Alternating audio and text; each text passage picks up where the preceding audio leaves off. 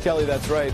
I can tell you I just talked to the White House official behind the scenes here and got a little bit of the detail of what happened after that on-camera piece that we saw in the Oval Office where the situation blew up between the President of the United States and the President of Ukraine. What I'm told by this White House official is that President Zelenskyy left the Oval Office immediately after that blow-up that we just saw on tape, went into a holding room in the West Wing. That's the typical protocol for how these things are done. It's called a reset after they do that and then before the scheduled news conference. While Zelenskyy was in that holding room during the normal process, the world saw that post on Truth Social from President Trump saying that Zelenskyy is invited back if he's ready for peace.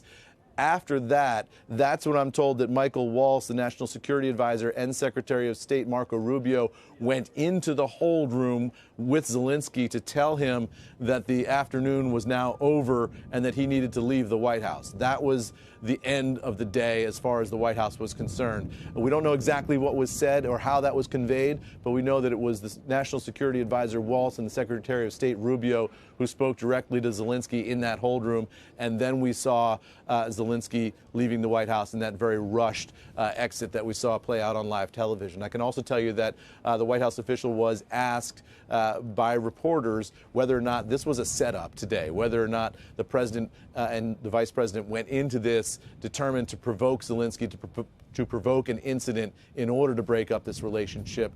White House official said that's absolutely not the case, and in fact that President Trump went into today determined to come out with a peace deal.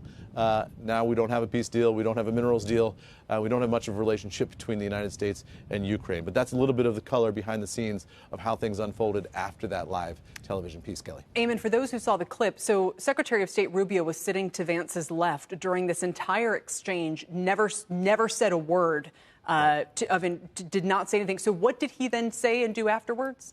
Well, what we're told is that after the press was let out, the way these things work in the Oval Office is the president speaks until the president is done speaking, however long he wants to do that, and then says thank you. And that's when you generally hear the White House press aides saying thank you, press, and pushing everybody out the door. The press goes out to the colonnade, which is just outside the Oval Office, facing the Rose Garden.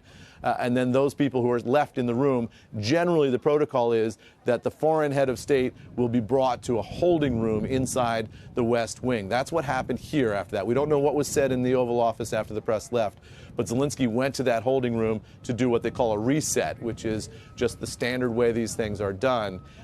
It was during the time that Zelenskyy was in that hold room that the president posted excuse me, his message on Truth Social, and that's when Waltz and Rubio went into the hold room to tell Zelenskyy that his visit to the White House was now over.